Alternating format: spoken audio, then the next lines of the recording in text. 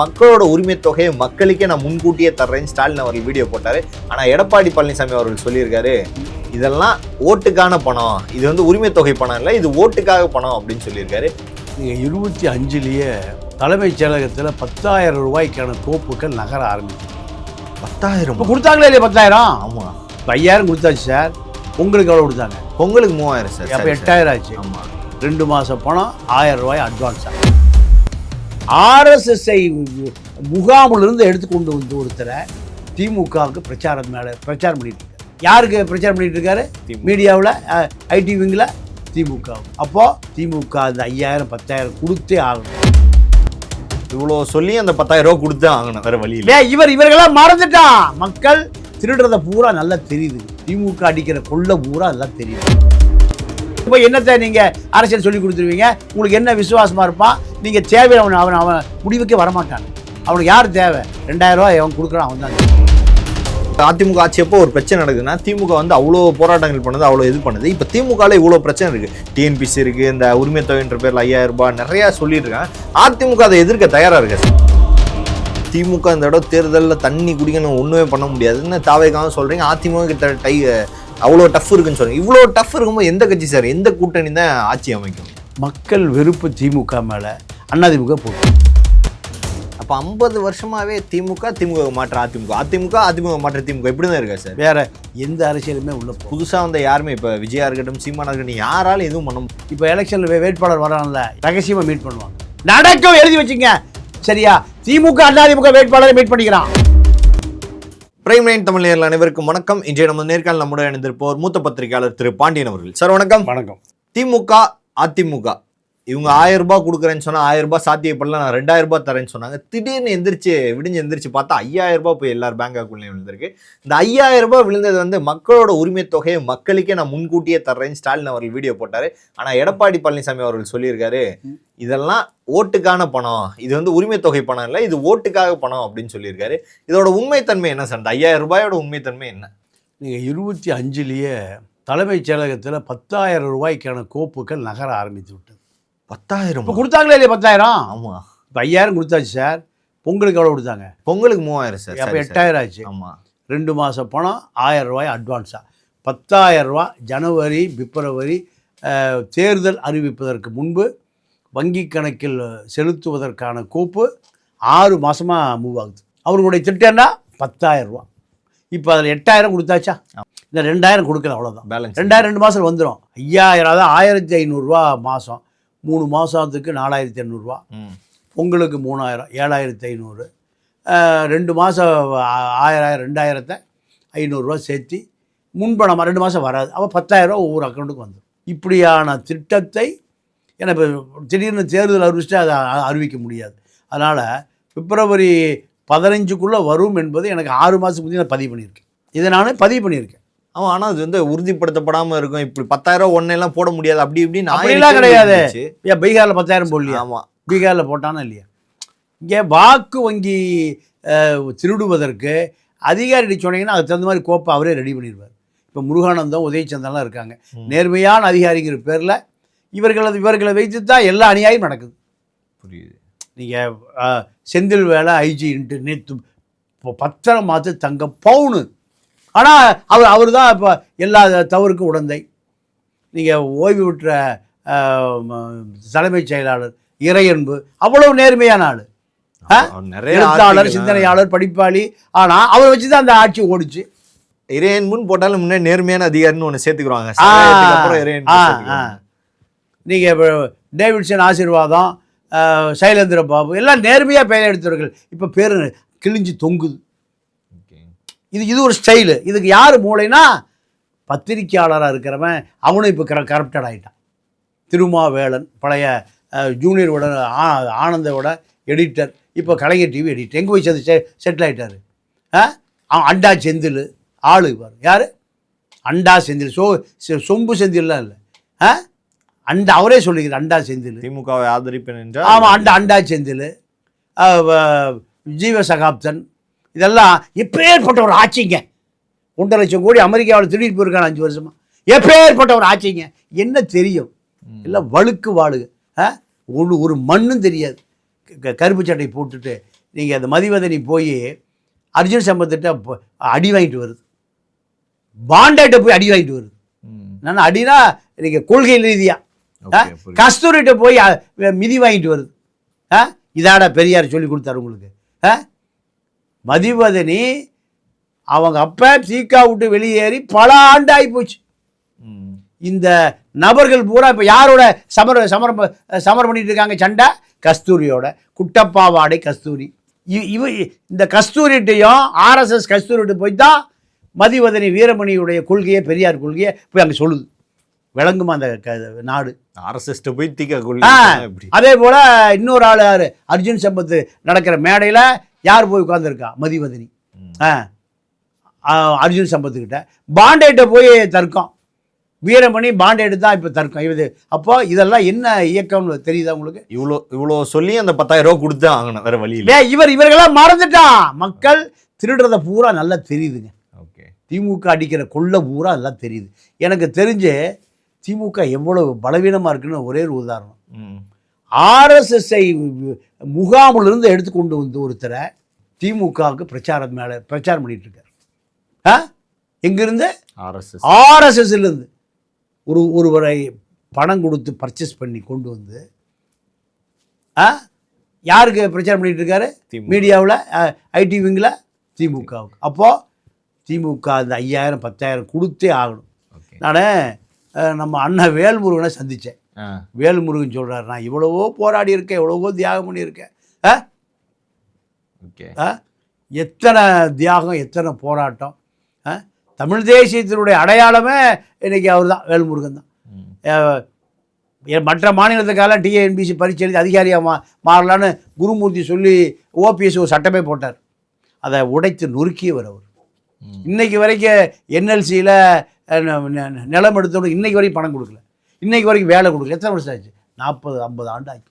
காமராஜர் காலத்தில் நிலம் எடுத்தது. நிலம் கொடுத்தவனுக்கு பாமக மத்திய அமைச்சரை, சுரங்கத்துறை அமைச்சரை வந்து அவனுக்கு வாங்கி கொடுக்கல. அங்கே இன்றைக்கி போராடிட்டு இருக்கார். இப்போ அவர் சொல்கிறாரு, நான் இவ்வளவு தியாகம், இவ்வளவு போராட்டம் பண்ணியிருக்கேன். இப்போ நான் தேர்தலுக்கு போனால் திமுக 2,000 கொடுக்குது, அதிமுக 2,000, நீ எவ்வளோ கொடுக்குற? அப்படி தான் கேட்குறானுங்க. இந்த அரசியலே வேண்டாம், தலை முழுகலான்னு இருக்கேங்கிறார். எம்எல்ஏ சீட்டே வேண்டாங்க எனக்கு. மக்களும் வாங்கி பழகிட்டாங்க. அப்போ இந்த மக்கள்கிட்ட போய் என்னத்தை நீங்கள் அரசியல் சொல்லி கொடுத்துருவீங்க? உங்களுக்கு என்ன விசுவாசமாக இருப்பான்? நீங்கள் தேவை அவன் முடிவுக்கே வரமாட்டானு.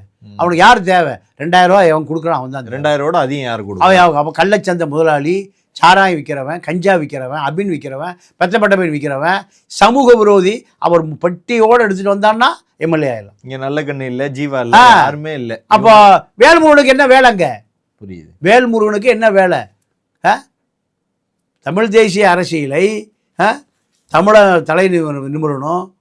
உலகத்தில் ஈழத்தமிழர் பிரச்சனையே ஒன்றும் இல்லாமல் போச்சு, அதற்கான பிளாட்ஃபார்மே இல்லை. அப்போ இதையெல்லாம் போய் இப்போ யார்கிட்ட போய் சொல்லலாம்? ஆதவர்ஜனை போய் சொல்லலாமா? முஸ்லீட்டை போய் சொல்லலாமா? அதிமுக ஆட்சியப்போ ஒரு பிரச்சனை நடக்குதுன்னா திமுக வந்து அவ்வளோ போராட்டங்கள் பண்ணுது, அவ்வளோ இது பண்ணுது. இப்போ திமுகவில் இவ்வளோ பிரச்சனை இருக்குது. டிஎன்பிசி இருக்குது, இந்த உரிமை தொகைன்ற பேரில் 5,000 ரூபாய் நிறையா சொல்லிட்டு இருக்காங்க. அதிமுக அதை எதிர்க்க தயாராக இருக்கா சார்? எதிர்க்குது அதிமுக? இல்லை, எதிர்க்க. ஏன்னா அதிமுக வந்த உடனே முதல் எக்ரிமெண்ட் என்னென்னா, எங்கள் மீது எந்த வழக்கும் போட்டக்கூடாது, 10,000 கோடி வச்சுக்க. யாருக்கு? மாப்பிள்ளைக்கு துபாயில் வச்சு மொத்தமாக வக்கீல் ஃபீஸ் கொடுத்துட்டாங்க. எவ்வளவு? 10,000 கோடி வாங்கிட்டு ஒரு வழக்கம் போடலை. இதுதான் காரணம். அறப்போருக்கு இயக்க ஜெயராம வேலுமணி மீது நீங்கள் 250 கேஸ் கொள்ளை அடித்தது போட்டு அப்படியே ஆதாரங்களோடு கொடுத்து வச்சுருக்க. ஆதாரங்களோடு நீங்கள் கொடுத்து வச்சுருக்காரு. அதை திரும்பியே பார்க்கறது இல்லையா? மொத்தமாக பேசி அமைச்சர்கள், ஹெல்த் விஜய் பாஸ்கர், வேலுமணி, தங்கமணி, வீரமணி எல்லாம் ஆளுக்கு 300 கோடி 400 கோடி 500 கோடி போட்டு 10 வச்சுக்க, எங்கள் பக்கமே வந்துடாது சொல்லிட்டாங்க. அதாவது போலீஸ் ஸ்டேஷனில் விலைக்கு வாங்குறது இல்லை, டிசி ஆஃபீஸே விலைக்கு வாங்கிறது. போலீஸ் போது ஏட்டையா வருவார், இன்ஸ்பெக்டர் வருவார், எஸ்ஐ வருவார், அப்புறம் ஏசி வருவார். டிசி ஆஃபீஸே அந்த டிஸ்ட்ரிக்ட் யார் பெரிய அதிகாரி? யார்? டெப்டி கமிஷனர் போலீஸ், எஸ்பி தான். ரூரல் எஸ்பி, உள்ளூரில் டிசி.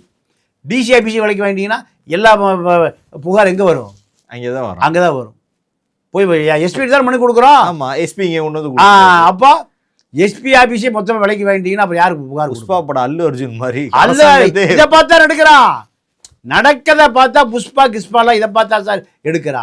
கதை திரைக்கதை வசனங்கள்லாம் இங்கேயே 1000 சினிமாவுக்கு கதை இருக்கு. 1000 சினிமாவுக்கு அத்தனை ஐஏஎஸ் அதிகாரிகளும் திருடி கொடுக்குறவன் தான் அங்கே உட்கார்ந்துருக்க முடியும். எனக்கு தெரிஞ்சு ஐஏஎஸ் அதிகாரிகளே 10,000 கோடி வச்சுருக்கேன் சார்.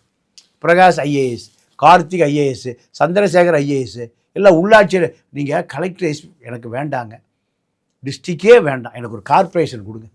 எது திருச்சி கார்பரேஷன் கொடுங்க, கார்பரேஷன் கமிஷனர், மதுரை கார்பரேஷன் யார் கேட்குறா? ஐஏஎஸ் அதிகாரி. ஏன் அப்படியே கொள்ளை அடிக்குது. அப்போ இந்த கூடுகின்ற கூட்டம்லாம் மாநாடு, இந்த மாநாடு, மூவர்கள் மாநாடு, இளைஞர்கள் மாநாடு, வரிசையாக மாநாடாக போடுறாங்க. எல்லா 1,00,000 பேர் வர்றாங்களே சார். ஆமாம். அதாவது உதாரணத்துக்கு நான் ஒரே ஒரு கதை மட்டும் சொல்லுங்கள்.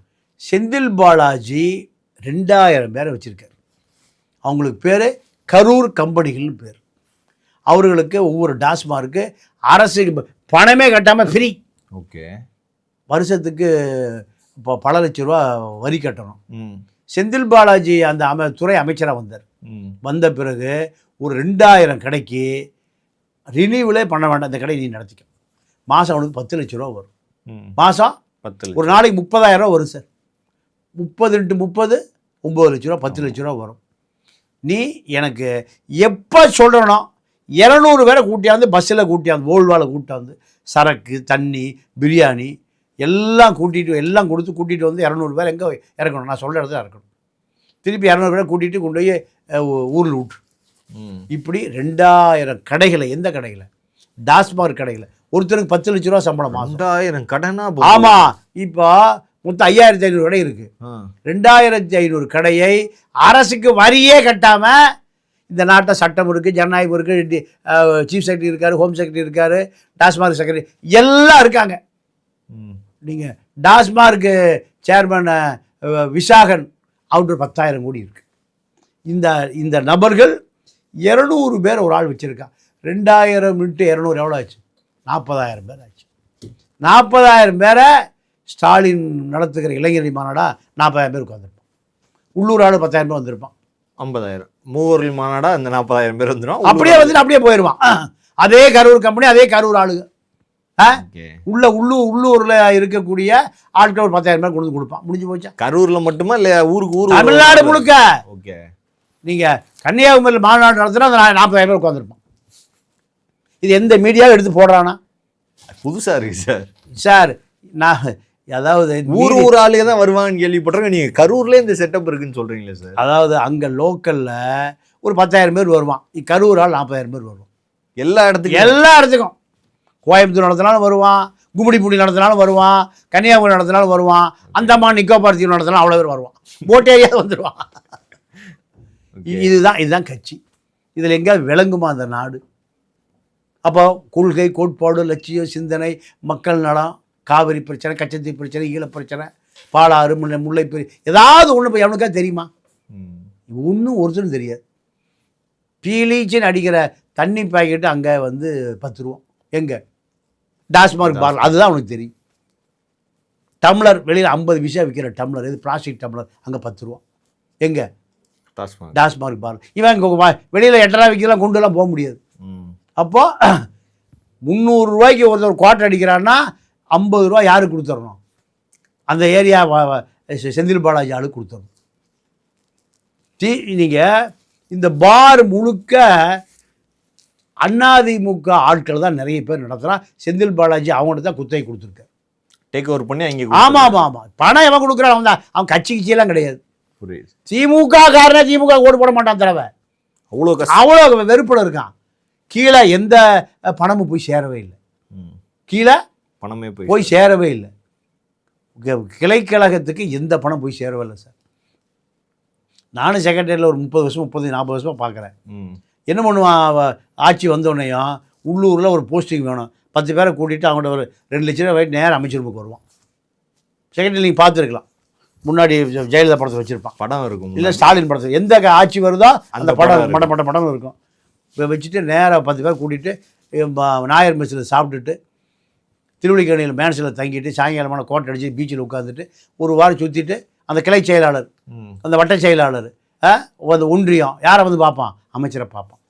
பார்த்துட்டு இவன் 1,50,000 செலவு பண்ணிவிட்டு அமைச்சர் அலுவலக பிஏ ஒன்றியம் கிண்டியம் அவங்கள்ட்ட ஒரு 2 லட்சத்து 3 லட்சத்து கொடுத்துட்டு அவனை ஒட்டி ஒரு 100 பேர் எப்பவுமே இருப்பான்.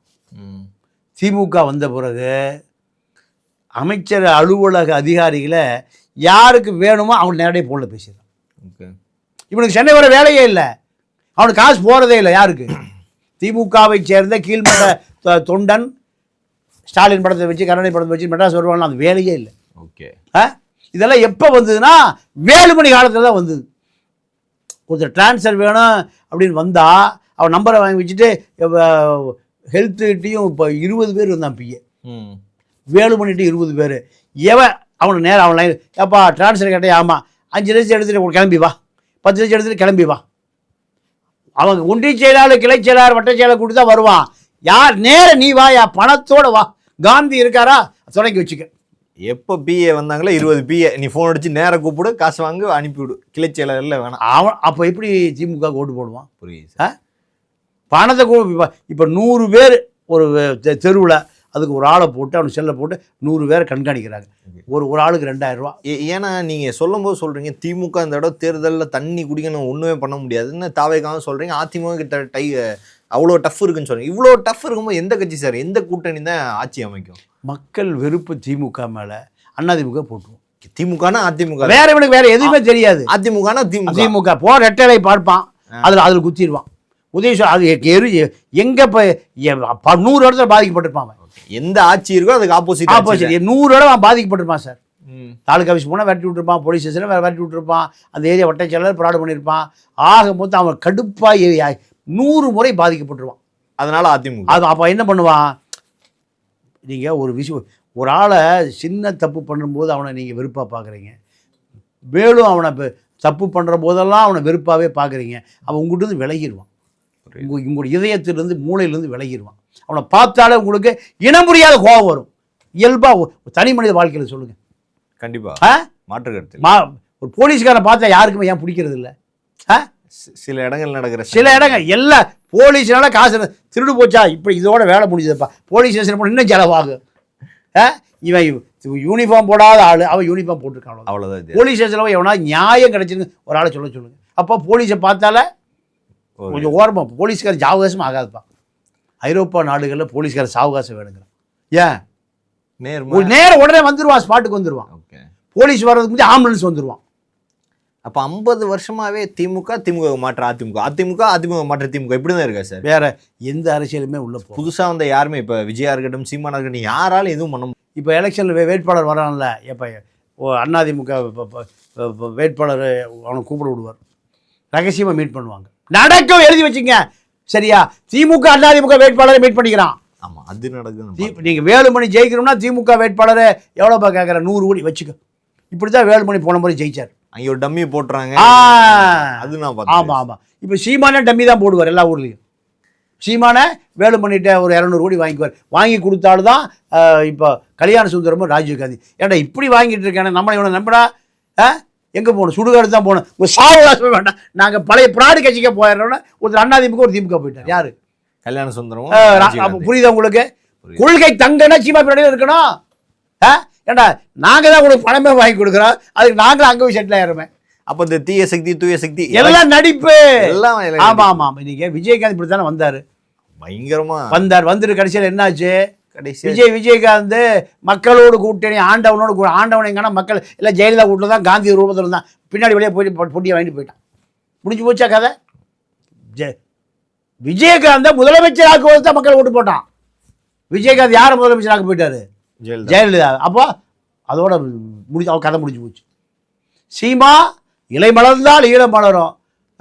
நீங்கள் புதுசாக உருவார சக்திகளை சொல்கிறேன். அப்ப புதுசா உருவாகிற எல்லா சக்தியிலுமே திமுகவுடைய பினாமிகள் பர்ச்சேஸ் பண்ணிடுறான் சார். விலை போயிடுறான். நல்ல கண்ணு விலை போக முடியல, கக்கா விலை போக முடியல, காமராஜ் விலை போக முடியல, ஜீவா விலை போக முடியல. இதுதான் வரலாறு. ஆனா உங்க கட்சியெல்லாம் விலை போயிடுச்சு. அவர்கள் இருந்த காலத்துல விலை போகல, அது மாற்றம் இல்லை. அது வரைக்கும் இயக்கம் சரியா இருந்தது. நாப்பா முத்துக்குமாரன் நாம் தமிழர் கட்சியில் ஆரம்பிக்கும் போது நாம் தமிழர் கட்சி எவ்வளவு ஃபோர்ஸ் அவனை சீமான அவனுடைய மரணத்துக்கு முழு காரணம் சீமான் தான். 50 வயசுக்கு மேல எல்லாம் சொல்லுவாங்க, இப்ப நீங்க சீமானை பாக்குற மாதிரி அப்ப வைகோவை பார்த்து அப்படியே பொட்டக்கின்னு வைகோ பேசுன அப்படின்னு. அப்போ இதெல்லாம் நடிப்பு.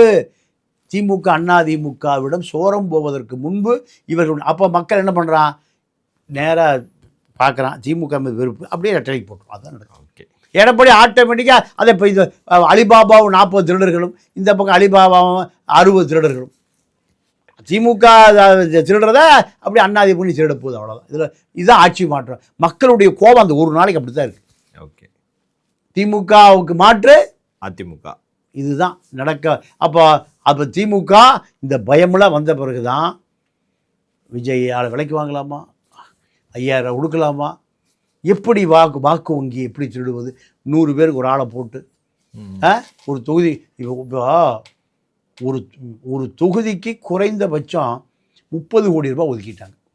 அப்போ 200 தொகுதிக்கு 6000 கோடி ஒதுக்கப்பட்டு விட்டது தொகுதி செலவுக்கு. இதுதான் அரசியல். மதுரைக்கு மேலே மூர்த்தி பார்த்துக்கணும், வடக்க வேலு பார்த்துக்கணும், இங்கே திருச்சி வரைக்கும் நேரு பார்த்துக்கணும், இங்கே சேகர் பாபு பார்த்துக்கணும். 4 பேர். செந்தில் பாலாஜி கொங்கு மண்டலம் செந்தில் பாலாஜி முக்கிய பொறுப்பில் இருக்க அமைச்சர். ஆமாம், 5 பேருக்கு ஆளுக்கு 25 தொகுதி, 125 தொகுதி, 118 இருந்தால் ஜெயிச்சிடலாம். ஆளுக்கு 25 தொகுதினா ஒரு தொகுதிக்கு 30 கோடி ரூபா, ஒரு 600-700. எங்கிட்டயே பணம் இருக்குது, நாங்களே எல்லாத்தையும் எடுத்து வச்சிட்டோம். எலெக்ஷன் சூடு பிடிக்க ஆரம்பிச்சு. ஆமாம். இப்போ இதுதான் தமிழ்நாட்டினுடைய அரசியல். புரியுது சார்.